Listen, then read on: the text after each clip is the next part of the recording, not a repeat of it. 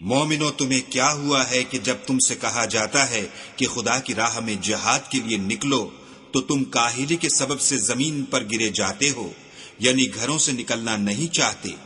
کیا تم آخرت کی نعمتوں کو چھوڑ کر دنیا کی زندگی پر خوش ہو بیٹھے ہو؟ دنیا کی زندگی کے فائدے تو آخرت کے مقابل بہت ہی کم ہیں۔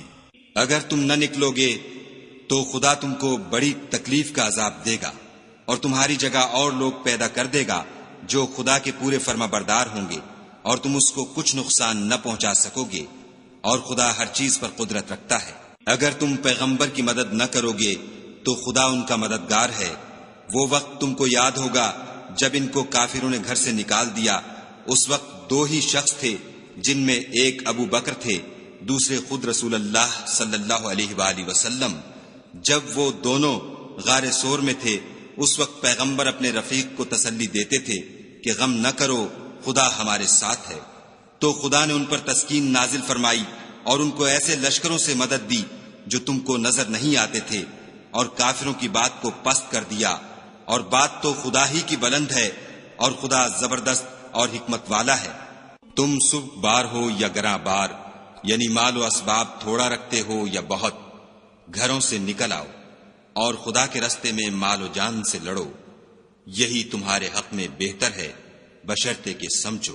اگر مال غنیمت سہل الحصول اور سفر بھی ہلکا ہوتا تو تمہارے ساتھ شوق سے چل دیتے، لیکن مسافت ان کو دور دراز نظر آئی تو عذر کریں گے، اور خدا کی قسمیں کھائیں گے کہ اگر ہم طاقت رکھتے تو آپ کے ساتھ ضرور نکل پڑتے۔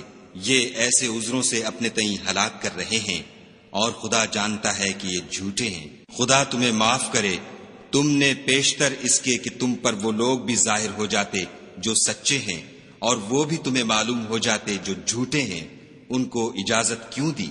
جو لوگ خدا پر اور روز آخرت پر ایمان رکھتے ہیں وہ تو تم سے اجازت نہیں مانگتے کہ پیچھے رہ جائیں، بلکہ چاہتے ہیں کہ اپنے مال اور جان سے جہاد کریں، اور خدا پرہیزگاروں سے واقف ہے۔